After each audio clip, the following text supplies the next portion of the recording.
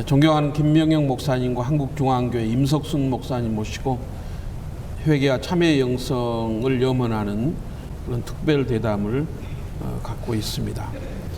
오늘 굉장히 중요한 말씀, 또 한국 교회를 향해서 또 우리 각자 목회자와 성도 개개인을 향해서 정말 귀한 도전의 말씀을 먼저 주셨는데요.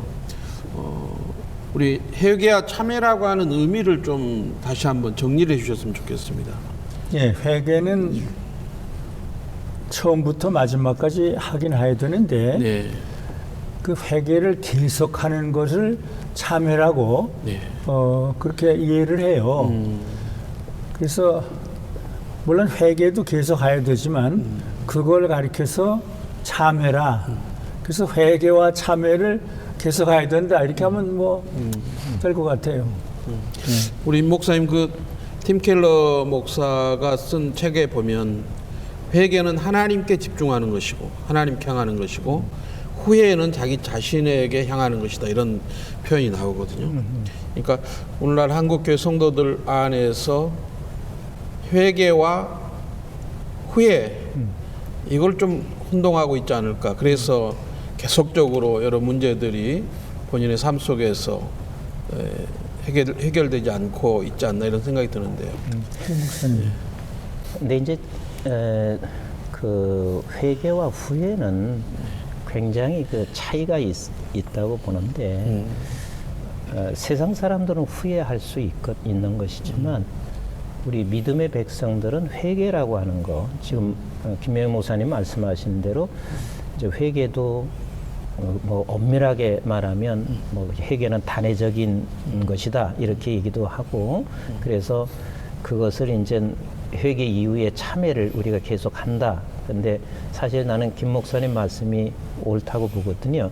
그러니까 뭐 회개와 참회는 계속 이제 해야 된다. 이제 그렇게 이제 보는데 회개라고 하는 게 우리가 믿음의 백성들이 이제 말씀 앞으로 돌아가는 일이기 때문에 하나님의 말씀이 기준이 돼서 그 기준 앞에 내가 설 때 내가 너무 부족한 것, 못 살은 것, 그런 것들을 향해서 하나님 앞에 회개와 참회를 날마다 할 수밖에 없기 때문에 그것을 후회라 이렇게 표현하기보다는 우리는 돌아갈 수 있는 그 어마한 복이 아닌가, 이렇게 이제 저는 생각을 하고 또 하나님께서는 또 요한일서 1장 9절에 네. 말씀하시기를 예. 언제나 자백하는 자들에게 미쁘신 하나님은 용서하시는 하나님이기 때문에 그런 하나님 앞에 말씀의 기준으로 돌아가는 것, 이게 회개라 그렇게. 목사님, 제가 일전에 성결교단의 목사님하고 대화를 나누는 중에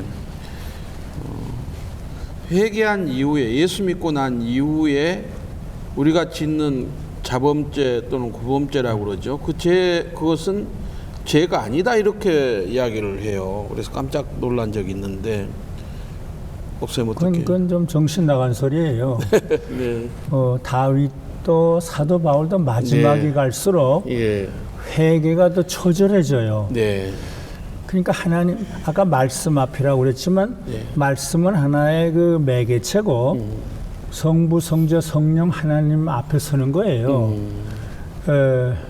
이사야 5장까지는 좀 괜찮아요. 네. 그 다음에 6장에서 너 woe to you, woe to you.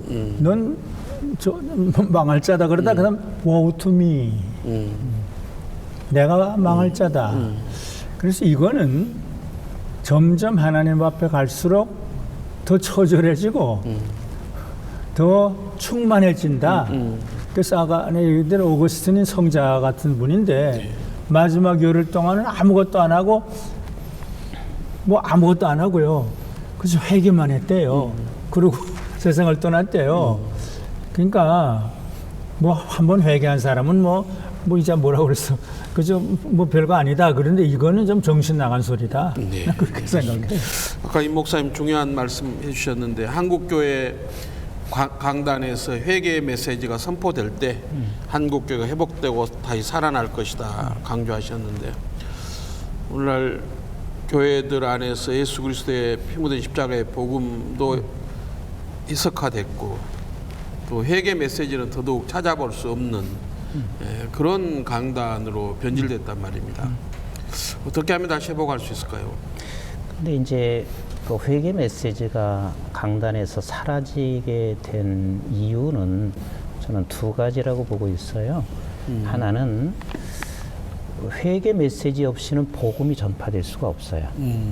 그러니까 복음에 대한 열정이 사라져 있는 거고, 두 번째는 회개 메시지가 없는 그 이유는 내 스스로가 하나님 앞에 서서 그 말씀 앞에 서 있지 못하기 때문에 그 회개 메시지가 사라질 수밖에 없다고 보고 있고, 그래서 그것을 회복할 수 있는 길은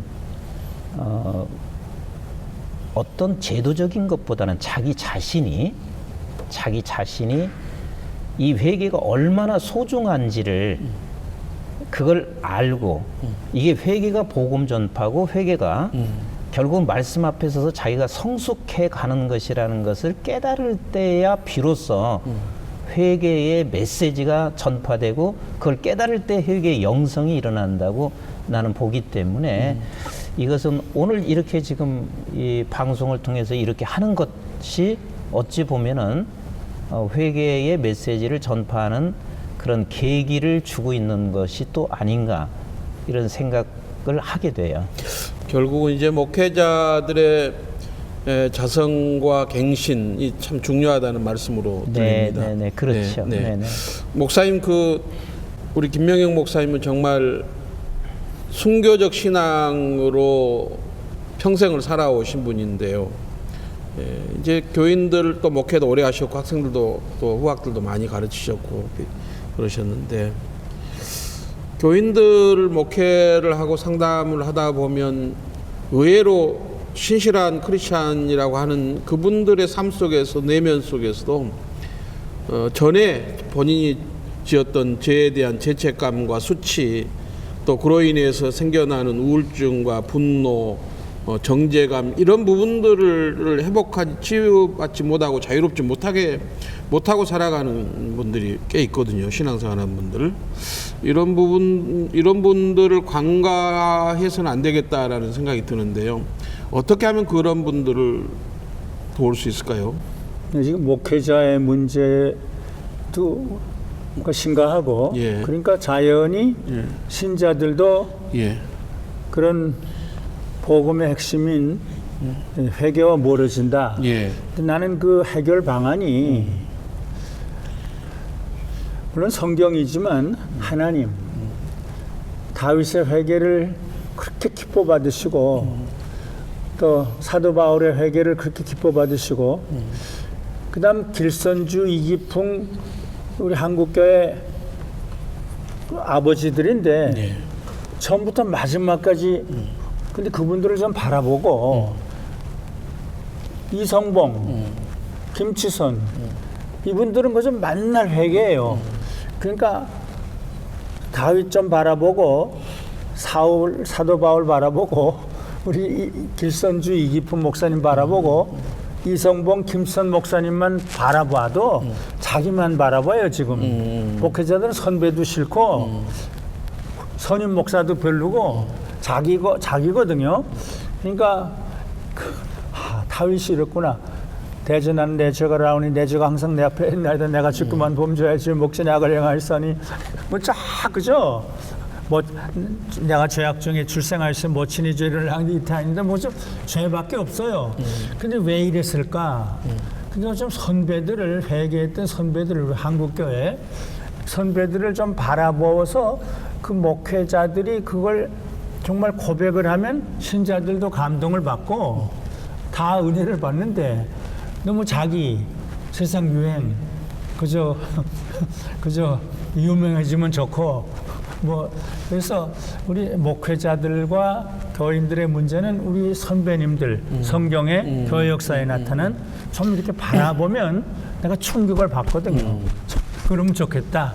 그래서 그걸 못하기 때문에 지금 문제다. 이렇게 생각해요. 이 목사님, 그 성도님들 안에 그런 그런 문제들을 어떻게 좀 목양적으로 돕습니까? 네, 이렇게 이제 그 성도들이 자기가 죄를 범하고 특히 요즘 같은 경우는 이혼이 워낙 많기 때문에 네. 사실 강단에서 이혼 문제 같은 것을 얘기하는 것조차도 조심스럽- 꺼려 하시는 분이 네. 계시고 예. 또 어떤 교회는 보통 그 교회가 한 25%가 이혼한 상태라 이제 그런 얘기를 제가 이제 접해 들었는데 그러다 보니까 이제 저분들이 막 자책감을 가져서 교회에 나오는 게 힘들어하는 것을 직접 목회 현장에서 보게 되는데 저는 그 문제를 해결하는 것은 일단 저분들이 복음의 본질을 알고 있으면 하나님 앞에 나가서 참회하면 된다는 사실을 저들이 정말 알고 있다면 이 자책감으로부터 자유함이 있을 수 있다고 보기 때문에 저는 교회에서 그 무엇보다도 이제 본질을 복음의 본질에 대한 것을 설교를 하는데 초점을 맞추되 그러나 어쨌든 그런 분들을 교회 안에서 사랑으로 품어내는 것도 소홀히 하지 않고 가끔 가다가 이제 저도 시간이 없지만 예를 들어서 이혼한 부부 같은 경우에 따로 제가 한 번 더 손을 잡아주고 이런 그러니까 복음의 본질을 좀 바로 가르쳐라. 그러니까 회개한 사람들이 얼마나 이게 큰 복인지. 그 다음에 이제 당신들은 그 이후에 죄를 범할 수 있지만 그 범한 이후에 당신들이 참회함으로 말미암아 당신들에게 주어지는 큰 우위와 복이 무엇인지 가르치고 실제로 한번 사랑으로 품어주는 것이 교회 안에서 필요하다. 이제 그런 생각을 해요. 그러니까 이제 예를 들어서 이혼은 안 된다라고 강단에서 선포할 수 없는 그런 상황이 왔다는 거 아니겠습니까? 그렇죠. 그런 상황이 됐지만 강단에서 선포는 또 해야 돼요. 네. 예를 들어서 뭐 불신자와 결혼. 그것도 강단에서 선포는 해야 돼요. 네. 네. 저는 하고 있어요. 예. 네. 그런 기준들이 예. 말씀의 기준에서 예. 이제 제대로 선포가 필요한. 예. 기준이 말씀의 기준이 없으면 저들이 예. 또 회개라는 것은 할 수도 없을 수 있고 그냥 문화적인 것으로 받아들일 수도 있거든요. 예. 목사님, 김영영 목사님 그 지난 9월 13일부터 열린 예장합동 총회에서 하나의 헌의안으로 올라온 적이 있는데요.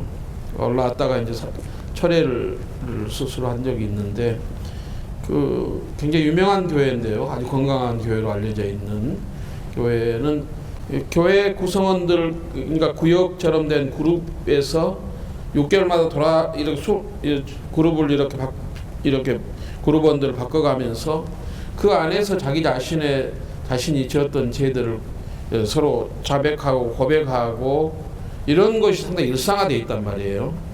또 어떤 데는 또 공개적인 제자백에 대한 재고백에 대한 것도 있어서 이런 부분이 논란이 되고 있는 부분이 있는데 어떻게 봐야 될까요? 이 회개는 예. 제가 이성모 목사님 말씀을 들으면서 또 배운 건데 예. 하나님 앞에 개인적으로 할 뿐만 아니라 예. 사람들 앞에서 예. 공개적으로 해야 된다. 예. 그래서 내가 중학교 2학년 때인가 대구에서 예. 미국에서 유명한 부흥사 잘비스 박사가 와서 예.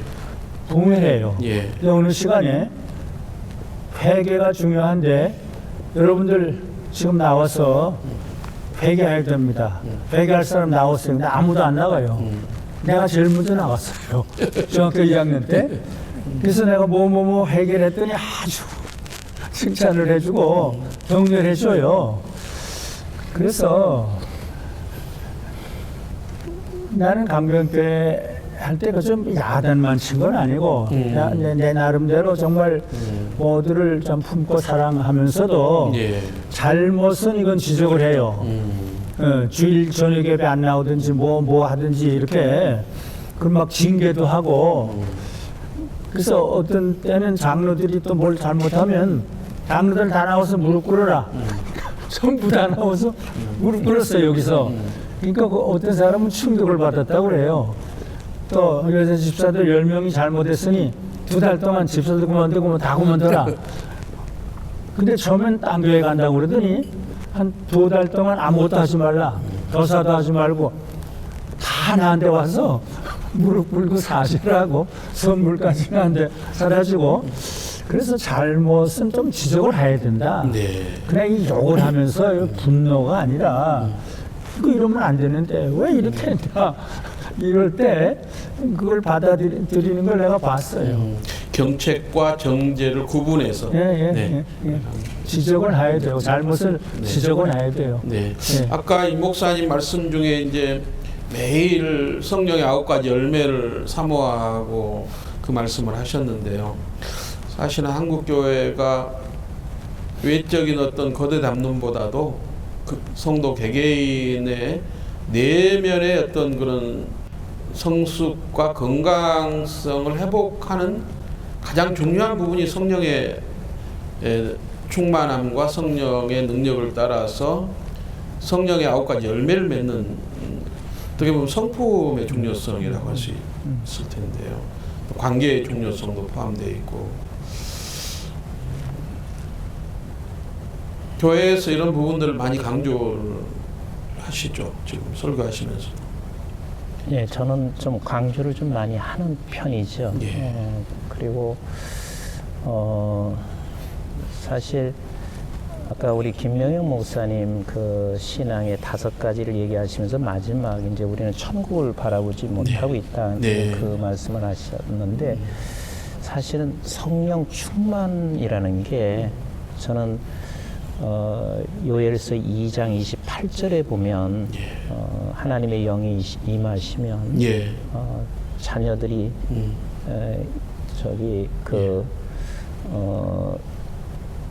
젊은이들이 이상을 보고 자녀들이 이제 장래를 말하고 늙은이들이 꿈을 꾼다. 사실은 자녀들이 장래를 본다는 것은 사실은 성령 충만하면 하늘을 소망하게 되어 있고 또 늙은이들이 꿈을 꾼다는 게 그 무슨 꿈이겠어요? 그냥 하늘나라, 천국에 대한 소망이죠. 천국에 대한 꿈을 꾸는 것이고 젊은이들이 이상을 본다는 것도 비전을 가지고 이데아의 세계가 어디 이 세상에 있겠어요? 그렇죠. 그냥 천국을 보는 것이고 그래서 스데반이 죽을 때 성령이 충만했을 때 보면 이 스데반이 결국은 하나님 영광을 보고 그 죽으면서도 오히려 저 사람의 죄를 용서해 주시고 하나님 내 영혼을 받아주세요 하고 이렇게 멋지게 죽는 것처럼 성령 충만은 늘 하나님의 나라에 묶여 있는 게 성령 충만이다. 근데 이 세상에 살아갈 때는 이 열매를 맺어가는 것이 성령의 9가지 열매를 맺는 것이 하나님의 뜻이다. 그런데 사실은 이 열매 9가지를 내가 나 자신을 비춰보면 너무 멀리 있는 나 자신이기 때문에 저는 사실 일어나면 제일 먼저 그걸 참여하거든요. 제일 눈 뜨자마자 이제 그런 것이 좀 있고 그다음에 이제 아까 그 합동 측에서 그 판교에서 뭐 한다는 게 저는 한 가지만 좀 덧붙였으면 좋겠는 게 분명히 우리는 하나님 앞에 참회하면 죄를 지으면 하나님 앞에 고백하고 모든 이에게 고백을 해야 되는데 조금 지혜가 필요하다. 왜냐하면 미성숙한 사람들 앞에서 그렇게 했을 때는 이게 사단이 역사할 경우가 많기 때문에 시간을 두고 이렇게 했으면 좋겠고 지혜가 필요하고 성숙이 조금 필요한 그런 것이 아닌가. 그래서 사실은 저희 교회에서도 그런 일이 있었거든요. 아, 그래요? 누가 이제 참여를 하니까 그게 그냥 확산이 돼가지고 본인이 시험을 또 받고 막 그렇게 되었던 상황이 교회 전체를 아니고 그 공동체 모임 안에서 그런 일이 있었기 때문에 저는 성숙이 필요하니까 지혜롭게 언제 이런 말을 이렇게 함께 나눠도 괜찮을지 그런 것들을 조금 시간을 두면서 하는 지혜가 좀 필요하겠다. 그런 자칫 생각을 좀 부정적인 전념이 될 수 있다는 거군요. 그렇죠. 야, 사단이 그걸 역사하더라고요. 미성숙한 신자일수록 예. 그것이 오히려 부정적인 네네. 어떤 전념이 예, 돼서 예. 그럴 수 있다는 거죠. 목사님 이제 이 회개와 참회의 영성에 대해서는 어쩌면 앞으로도 이런 대답은 없을 것 같은데요. 한국교회 유언처럼 좀 목회자와 성도들에게 좀 회개와 참회에 대한 좀 메시지를 해주시죠. 성부, 성자, 성령 하나님께서 제일 원하시고 기뻐하는 것이 처절한 회개와 참회다. 그러니까 하나님의 품에 안기려면 회개하는 자는 다 해요. 그러니까 의인은 필요 없다. 죄인을 부러웠다는 건 회개하는 거거든요. 그래서 예수님은 그렇게 강조하신 것인데 이 회개와 참회가 정말 하나님이 기뻐하시고 원하시는 것인데 이걸 하도록 내 마음을 좀 감동시켜 주셔서 좀 울게 하시고 다윗처럼 사도 바울처럼 그리고 참 모든 것을 또 고백도 하고 자백도 하고 그렇게 해주시옵소서. 그런 일들이 여기저기서 일어나면 다 감동을 받고 다 함께 울어엎드리지 않을까. 그래서 회개와 참회만큼 귀중한 것은 이것은 시작이고 과정이고 말이다. 이게 믿을 때만 하는 게 아니라 마지막에 갈수록 회개와 참회가 더 처절해진다. 신앙의 선배님들을 보니까 그래서 우리가 이걸 좀 그대로 배우도록 해야 한국교회가 좀 제 길로 가지 않을까 그런 생각이. 예. 목사님도 네, 오늘 참 굉장히 중요한 말씀 하셨는데 회개가 시작이고 과정이고 그리고 마지막인데 마지막에 갈수록 더 처절해진다는 게 이게 정말 옳으신 말씀인데 정말 이제 우리가 회개한 사람이 회개와 참회가 계속되지 아니하면 반드시 그런 광야의 삶을 살 수밖에 없고 하나님 앞에 부끄럽게 될 수밖에 없고 복음은 더 이상 증거하기가 어렵게 된다. 그래서 정말 회개와 참회는 시작이고 과정이고 마지막이고 처절하게 가면 갈수록 해야 되는 것이 이 회개와 참회의 영성을 소유하는 것이다. 회개가 없는 신앙은 무속신앙이라고 그렇게 어떤 분이 표현하는 걸 들어봤습니다. 기독교 신앙의 가장 중요한 시작점이자 과정과 끝까지 순간순간 우리의 죄를 고백하고 또 성령을 충만받기를 사모하고 그렇게 해서 성령 충만한 또 성령의 9가지 열매를 맺는 그 삶이 매우 중요하다는 사실을 오늘 우리 김명영 목사님과 임석순 목사님 통해서 들었습니다. 영웅은 자서전을 쓰고 성자는 참회록을 쓴다고 그렇게 말을 하는데 한국교회 지도자들 또 우리 크리스찬 한 사람 한 사람이 정말 하나님 앞에 날마다 예수 그리스도의 보혈의 은혜의 샘물 앞에 가서 우리의 모든 죄와 허물을 고백하고 씻음 받고 또 새롭게 날마다 믿음으로 나아가는 그런 삶이 될 수 있기를 바랍니다. 한마디 하면요. 사도 바울이 3층천에 올라가고 손수건을 얹으면 다 죽은 사람도 살아난 사람인데 그 마지막 고백이 내가 한 15가지를 매일 암송하는 것 중에 하는데 그러므로 내가 한 법을 깨달았노니 선을 행하기 원하는 나에게 악이 함께 있다.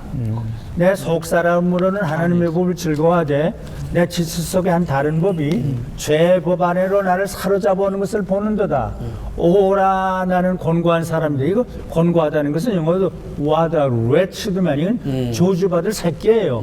아니 3층천에 올라가고 이런 사람이 What a wretched man I am. 오라 곤고한 사람. 이 사망의 몸에서 누가 나를 건져내랴. 아니 이런 고백을 로마서 7장에 근데 감사해요. 그러므로 내가 그리스도 안에서 하니까 감사하노니 내 속에 이 두 가지가 있다. 그걸 감사를 해요. 그걸 또 고백을 해요. 선을 향하기 원하는 나에게 악이 함께 있다. 이걸 감사를 해요. 나는 이제 악이 없어. 나는 이제 선만이야. 이게 아니라 사도 바울이 그랬는데 어떤 참 귀중한 목회자가 난 이제 그런 거 없어 이렇게 되면 그 사도 바울이 그랬으니까. 그래서 나는 로마서 7장에서 8장.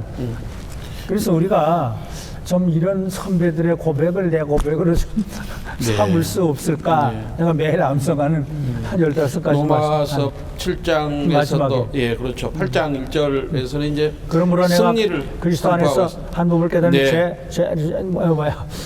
그러므로 내가 그리스도 안에서 한 법을 깨달으니 선을 행하기 원하는 아에게 악이 함께 있다. 그런 거고 아니 8장 1장은 다른 거예요. 8장 1절에서 승리를 예, 승리인데 고백하고 그게 있죠. 뭐지? 내가 매일 하면서 결코 정죄함이 없. 예, 그거예요. 예, 죄와 사망에서. 예. 예. 예. 네. 우리 목사님 한 말씀 더 하시겠습니까? 마지막으로. 네.